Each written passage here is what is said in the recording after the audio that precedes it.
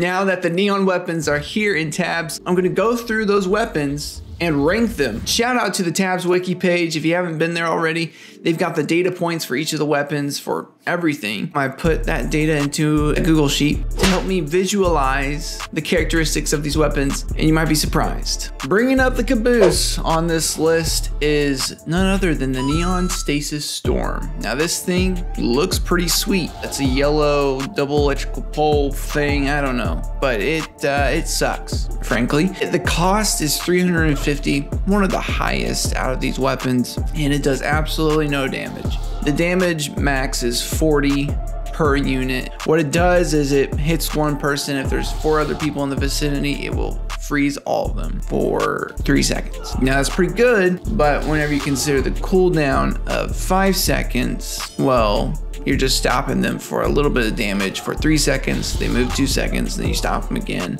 and you're just playing keep away a little bit. Granted, your guy's walking backwards, they're gonna catch up, which we can see here. So considering all of this, your damage per second is like 8. There's really not a whole lot of added value here unless you have a bunch of other people, but even then you're only stopping 5. So if you're stopping a massive unit, there's no great use for this one.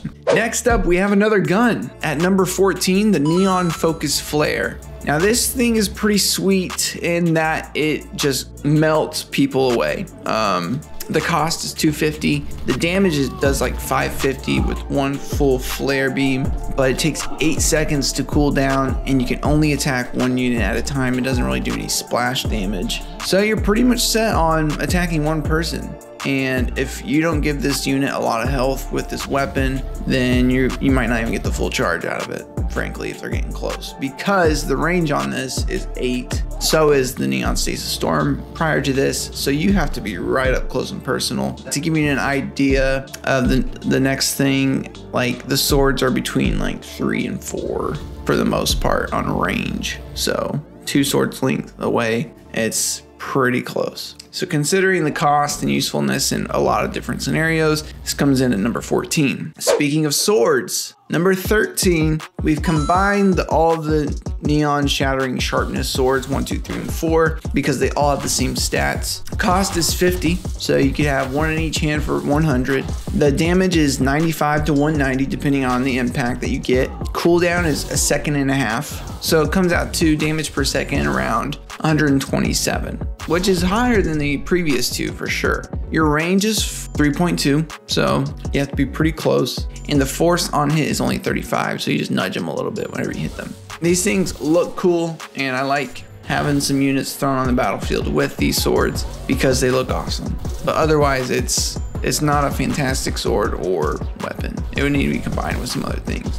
Now let's rate these swords real quick. My favorite, number 1, the red one. It's got a cool trail as you're walking around with it, and when you're swinging, blue would be next, green, and then purple.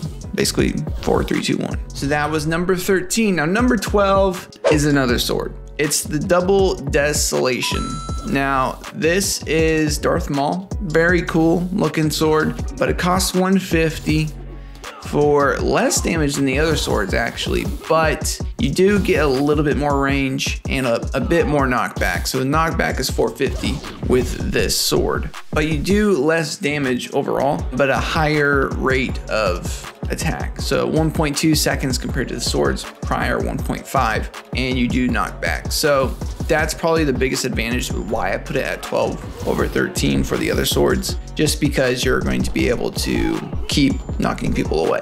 In number 11, these are technically bludgeons, not swords, but the Ferocious Fangs, 1 and 2. These cost more than the regular sword, less than double Desolation, and you're doing damage in the middle there. More than double Desolation, less than the regular swords, and your cooldown's only 1 second, so not 1.2 or 1.5. Damage per second comes up to around 140-ish, and your range is between the other 2 swords as well, and the force on the hit is only 85, so not a whole lot of damage. With these, you do kind of carry yourself forward into the unit you're attacking, which is helpful, especially if you're controlling the units or if you want to actually land some hits. Those other ones typically will swing and a miss.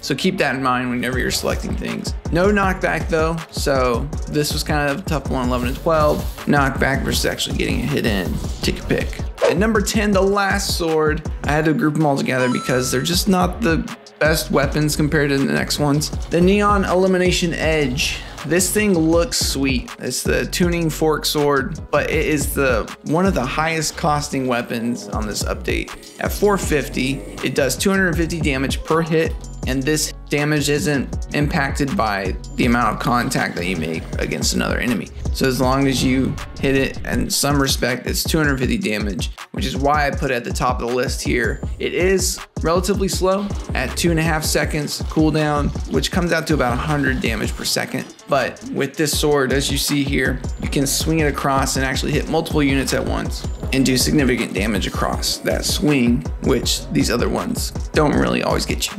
And one last thing to mention is it does have the smallest range at 2.8. The others are like 3 to 4. So you have to be real close and personal, but the force on the hit is 1500. So some pretty good knockback right there. That wraps up the swords. Now let's go back to the guns and finish out this list. At number 9, we've got the Neon Tesla Torrent. Now, I think this thing beats out the swords because it only costs 100, which is pretty cheap. Damage is 500. And this thing is an energy cannon, essentially. And if you hit one person with other units in proximity, that charge carries through up to 9 additional units past the initial hit. So this thing can do a lot of damage in a small group of units, which is why I've got it here at number 9 ahead of the swords. Now, of course, this is less useful whenever you're fighting just 1v1s, but in most scenarios, it's going to be more than one unit. So that's why it's here. At number 8, this one kind of snuck in higher than I was expecting because whenever I played on my other video, I wasn't super impressed. But after some demos, I see its value. The Neon Bouncing Blaster. So this gun only costs 75. It does 35 damage per hit, but your magazine size is 15. So you've got a decent amount of shots in there. The range is a 15. It's actually one of the lower ranges of the guns available. Not as low as the big energy cannons, but nearly the lowest out of the rest of the guns. But the real advantage is this bullet will actually bounce to different units and hit them along the way, much like a Zeus bolt or something. It will carry its way through a lot of enemies, and I didn't really get to see that in action at first. But as you can see here, it's very nice to have within your arsenal. It's not very accurate, but they're cheap, and cheap is good sometimes. At a range of 15, if you have some other shield units up front or someone else taking the damage and you've got Bolt Blaster hanging out in the back, it might be a good combo. At number 7, the Neon Beam Bombard. This one actually ended up lower than I expected just because the scenario that it's perfect for does not happen very often. It's got a very specific use, and that's why it's a little bit lower on the list. But this thing, it costs 250 and it does 150 damage. You've got one shot, one massive Spartan laser beam, and it's an 8-second cooldown. But this will carry through essentially as many units as the laser exists, which it goes on basically forever.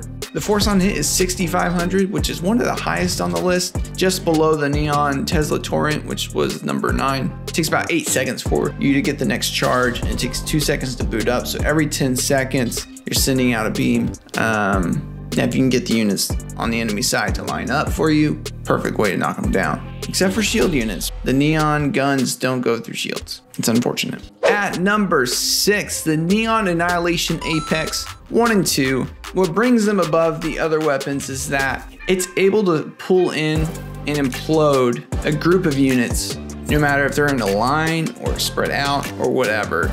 It brings them to a focal point and then just blasts them, which is great, but the damage isn't super high, which is why it's at 6 right now, and it takes a long time for that to reset. So your cooldown is 15 seconds and your shoot delay is 2.2 seconds, so every 17.2 seconds you can send out another blast. Now if you have 2 of them, then that's double the blast, which kind of makes that number in half if you were in control. But the kicker is it costs 550, which is the highest weapon on this list. Now, as we roll into the top 5, if you've enjoyed this so far, go ahead and hit like and subscribe if you'd like more content like this. Now, number 5, I have the Neon Bolt Blaster.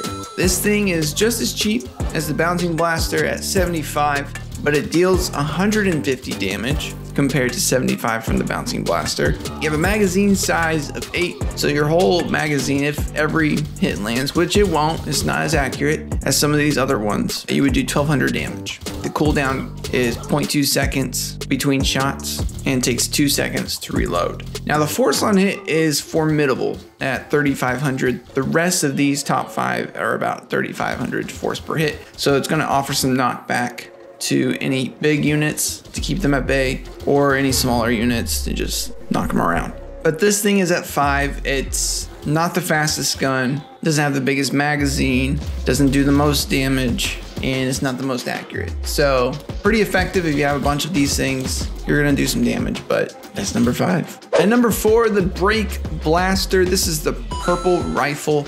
Also only costs 75. The damage is also 150. However, you have a longer range than the other one. The previous gun had 15, this one has 25. And the magazine size is nearly double of what the Bolt Blaster has. So you get 15 shots with this Break Blaster, doing 150 damage. It's more accurate than the Bolt Blaster, puts you around 2,250 damage per magazine. The cooldown between shots is a little bit higher at 0.3 seconds, and the reload takes 3 seconds compared to 2, but the amount of damage that you're gonna get from this is much higher, and the accuracy is a little bit better. So that's at number 4. Here we are, the top 3. Now this one was pretty tough, and I think you could probably interchange these a little bit. These are the best guns, absolutely. You won't go wrong. It just kind of depends on the use of when you want to use them. But here we go. At number 3, we've got Neon Charging Carnage. Now this thing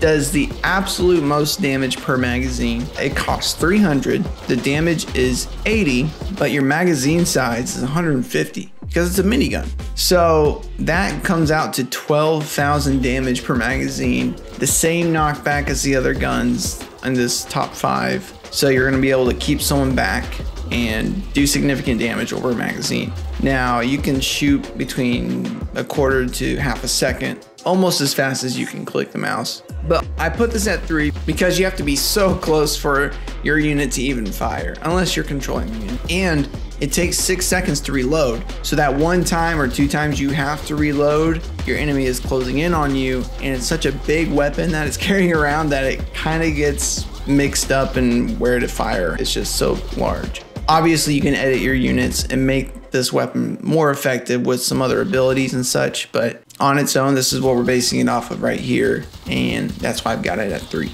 And at number 2, we've got Neon Plasma Pulses. Now when I was playing the game, I thought this was gonna be number 1, honestly. But let me tell you why it's number 2. Now this thing's got the best range out of all the weapons at 150. Like the other guns are between 12 and 25, and this one is way back there. So let's talk about the cost. This comes in at the second highest cost at 450. The damage is 250 per hit, and the magazine size is 8. So your magazine damage is gonna be 2,000. You can shoot every third of a second, and it only takes 2 seconds to reload. So having that super long distance and just knocking down enemies from afar, this thing is gonna be a great use to you. It is the most expensive weapon out of the top 5, but this thing does some work.